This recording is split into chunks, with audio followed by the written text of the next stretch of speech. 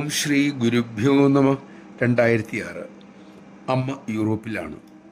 അമൃതപുരിയിൽ വന്ന് അമ്മയെ കണ്ടിട്ടുള്ള യൂറോപ്പിലൊരു ബാലനും അവിടെ ഉണ്ടായിരുന്നു. ബുദ്ധിക്ക് ശരിയായ വളർച്ചയില്ലാത്ത ഒരു കുട്ടി.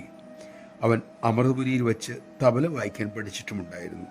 അവനെ യൂറോപ്പിൽ വെച്ച് കണ്ടപ്പോൾ അമ്മ വലിയ സന്തോഷത്തിലായി. വേദിയിലേക്ക് വിളിപ്പിച്ചു. ഭജന സമയം തബല വായിക്കാൻ നിർബന്ധിച്ചു. എത്രയോ വലിയ കലാകാരന്മാർ ആഗ്രഹിക്കുന്ന മഹത്തായ അവസരം അമ്മ ആ കുട്ടിക്ക് വിളിച്ചു നൽകിയാണ്. ഓരോ ഭജന കഴിയുന്തോറും അമ്മ അവനെ ആംഗ്യം കാണിച്ച് പ്രോത്സാഹിപ്പിച്ചുകൊണ്ടേയിരുന്നു.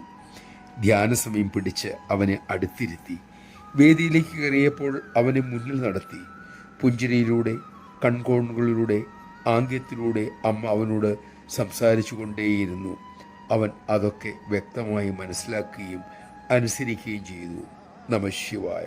എല്ലാവർക്കും എപ്പോഴും എവിടെ വച്ചും മനസ്സാകുന്ന ഒരു ഭാഷയാണ് ഹൃദയത്തിൻ്റെ ഭാഷ, പ്രേമത്തിൻ്റെ ഭാഷ. അത് ആർക്കും മനസ്സിലാക്കും. ആ ഭാഷയെ അമ്മ സ്നേഹം എന്ന് വിളിക്കുന്നു.